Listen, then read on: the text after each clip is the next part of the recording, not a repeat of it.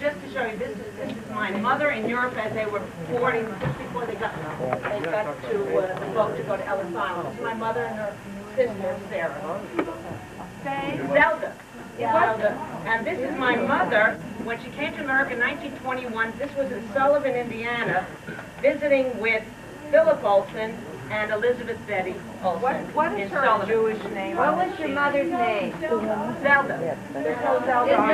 No, under Vera Lane and, yes, you have to look under Faggy, which is her mother. Look on page 14. I am Faggy. I'm named after her mother. Her mother died very young. Okay. She's Faggy, and then it's my mother. That's why I I'd said like 14. to point out something to this pretty girl up here in the middle with pretty curls. That's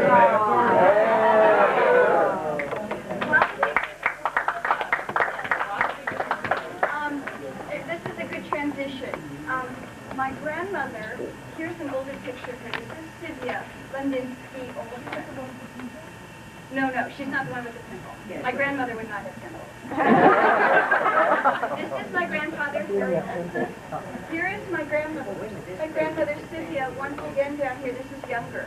And we think that my sister, who's not my twin, is probably the most striking resemblance to Sylvia as a younger woman. And then over here, with Sadie's mother, is my father. And then this is my Aunt Betty. Betty's daughter was here with her grandchildren, but they have left.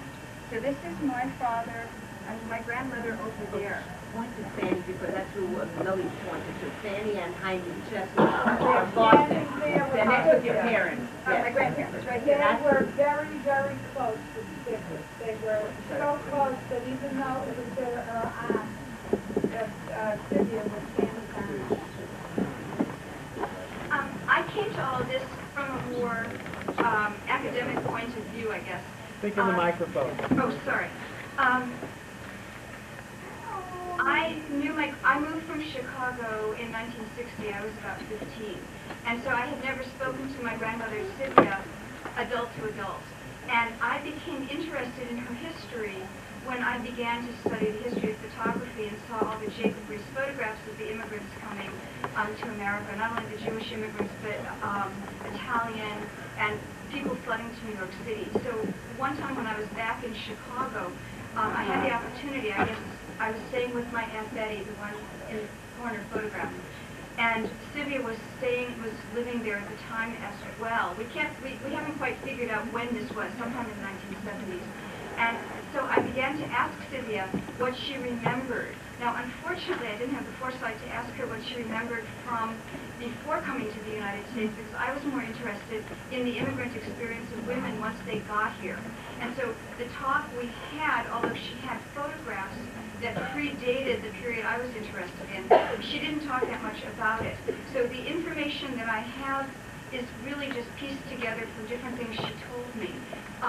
So I can't really talk much about the Polish experience. From the material in our booklets, she was born around 1893, and as Becky said, she lived in Czechanowice, Poland. She died in 1979, and the time I spent with her talking and looking at her photographs was really some of the more in-depth probing of the background. What she told me was that at some point, and I'm not sure the date, probably around 1908, 1909, her father, who would have been Vero Lave, remarried, and Sylvia was not overly fond of her new stepmother, and a woman at this time couldn't just pick up and leave. But when my grandfather, Fornich, came through, he already had the papers to come to America.